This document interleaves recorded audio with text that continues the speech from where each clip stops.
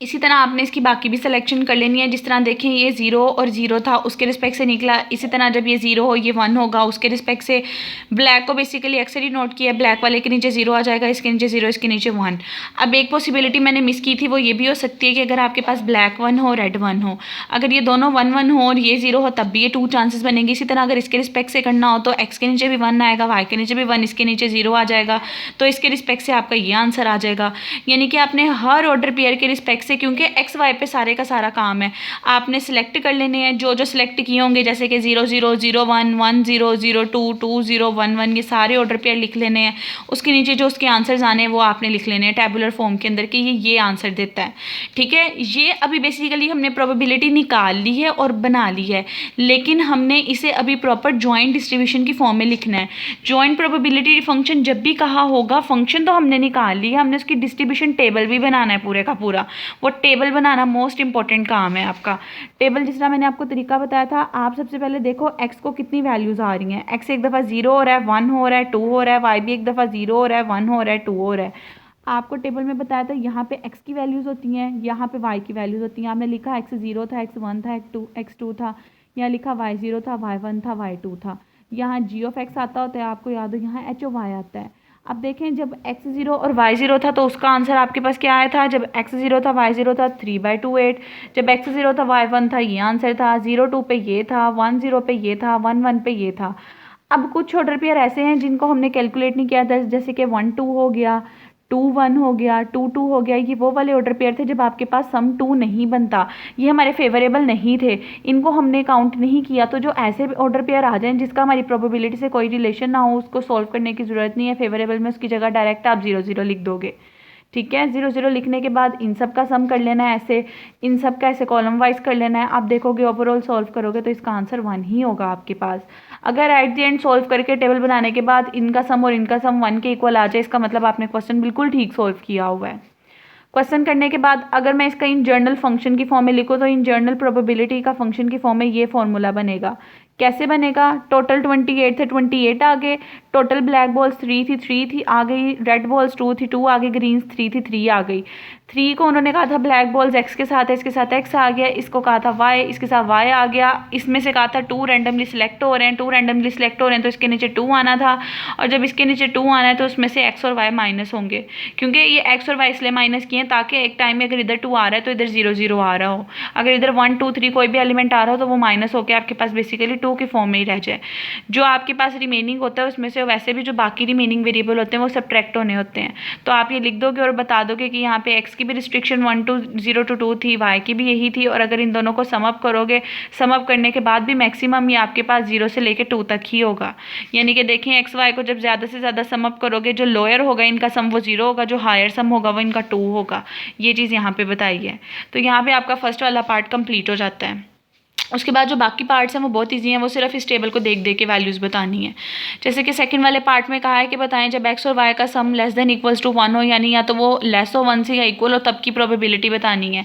उनका sum less than equals to 1 से कब हो सकता है, अगर हम 0 + 0 लें तब वो 1 से लेस हो सकता है, अगर 1 + 0 लें या अगर 0 + 1 लें। ये वो वाली कंडीशंस है जिसमें या तो उसका sum less than equal to 1 होगा। यानी किस किस की ऑर्डर पेयर की प्रोबेबिलिटी निकालनी है, 0 0 वाले की, 0 1 वाले की, 1 0 वाले की। ये हम निकाल चुके हुए हैं, 0 0 वाले की, 0 1 वाले की, 1 0 वाले की। इन तीनों का डायरेक्ट यहाँ से आंसर ऐड कर दोगे और बता दोगे कि ये इसका आंसर आ जाता है आपके पास। ठीक है, उसके बाद नेक्स्ट आपको कहा है कि ज्वाइंट को मार्जिनल में डिस्ट्रॉय करना है। मार्जिनल का मतलब ये एक्स वाली टर्म्स अलग करनी, वाई वाली टर्म्स अलग करनी है। तो एक्स वाली टर्म्स ये हैं, मार्जिनल में जब डिस्ट्रॉय करें लिख दें, मैंने आपको जिस तरह पीछे टेबल बना के बताया था, मार्जिनल में जब करना हो ऊपर एक्स की वैल्यूज आ जाती है, नीचे उसका फंक्शन, यहाँ वाई की वैल्यूज आ जाती है, नीचे उसका फंक्शन। इसी तरह जब आपने करना है ऊपर एक्स की वैल्यू 0 1 2 थी वो आ गई, उसका फंक्शन जी वाला उसके रिस्पेक्ट से ये आ गया। वाई की वैल्यूज ये थी, वाई की जगह ये आ गया, वाई का फंक्शन ये था उसकी जगह ये आ गया, तो ये मार्जिनल में डिस्ट्रॉय हो गया आपका। ठीक है, उसके बाद नेक्स्ट आपने वो वाला सिचुएशन करनी है जब एक्स 0 हो, वाई 1 हो, तो आपने कंडीशनल बतानी है, कंडीशनल का फॉर्मूला लगना है। इससे पहले सॉरी फोर्थ स्टेप है, फंक्शन में कंडीशनल का फॉर्मूला लगाना है जब ये एक्स हो और ये चीज़ 1 हो। अब सबसे पहले मैंने कंडीशनल का फॉर्मूला लिखा है। कंडीशनल का फॉर्मूला आपके पास ये चीज़ होती है, y यहाँ पे 1 कहा हुआ है, इसका मतलब फॉर्मूले में यहाँ 1 आ जाएगा, यहाँ पे 1 आ जाएगा, यहाँ पे 1 आ जाएगा। यानी वो वाला फंक्शन लेना है जिसमें इन दोनों की प्रोबेबिलिटी एंड के साथ आ रही हो और इसकी प्रोबेबिलिटी 1 के साथ आ रही हो। अब ये पहले फंक्शन के फॉर्म में हम सॉल्व करते होते हैं, क्योंकि प्रोबेबिलिटी बेसिकली फंक्शन के इक्वल होती है आपके पास।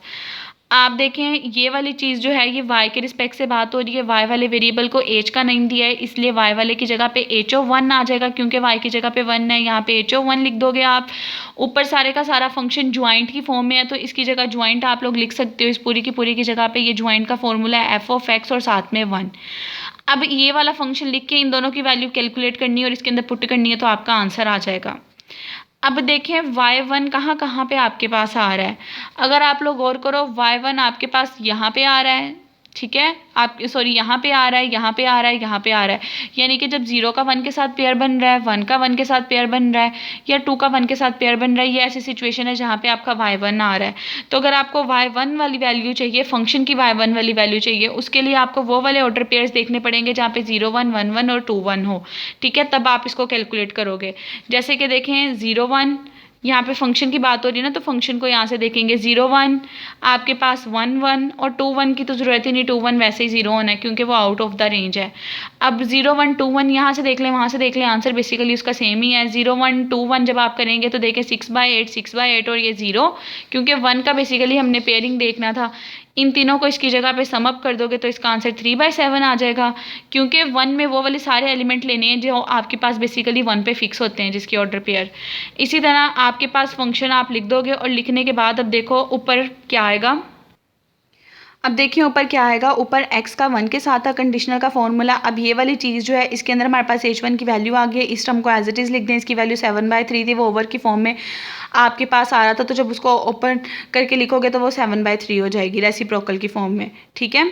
ये फंक्शन आ गया। अब बेसिकली ये वाली चीज़ आपके पास आ गई है। अब इस वाली चीज़ में भी हमने वो वाली वैल्यूज़ लेनी है जिसके अंदर 1 फिक्स हो और x हमारे पास डिफरेंट आ रहा हो फंक्शन की फॉर्म में भी। अब देखें x आपके पास वेरिएशन 0 1 और 2 थी, यानी कि अगर इसकी वैल्यू निकालनी है आपको 0 का 1 के साथ निकालना पड़ेगा, 1 का 1 के साथ निकालना पड़ेगा, इसी तरह 2 का 1 के साथ निकालना पड़ेगा और इन तीनों वैल्यूज़ को ऐड अप करना पड़ेगा।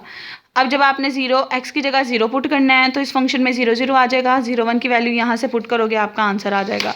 इसी तरह जब आपने x की जगह 1 पुट करना है तो उसकी वैल्यू वहाँ से देख लोगे, जब 2 पुट करना है वो तो ऑलरेडी 0 होगा, उसकी वैल्यू देख लोगे। इस तरह 1/1 तीनों की जो वैल्यू आएगी आप उसके अंदर पुट करके बता दोगे कि कंडीशनल पे 0 पे ये आंसर देता है, 1 पे ये आंसर देता है, 2 पे ये आंसर देता है।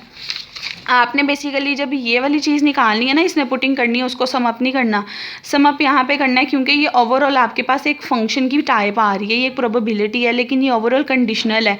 इसमें हर एक की कंडीशन से बताना है, इसकी कंडीशन से ये आंसर है, इसकी कंडीशन से ये और इसकी कंडीशन से ये आंसर आ रहा है आपके पास, ठीक है।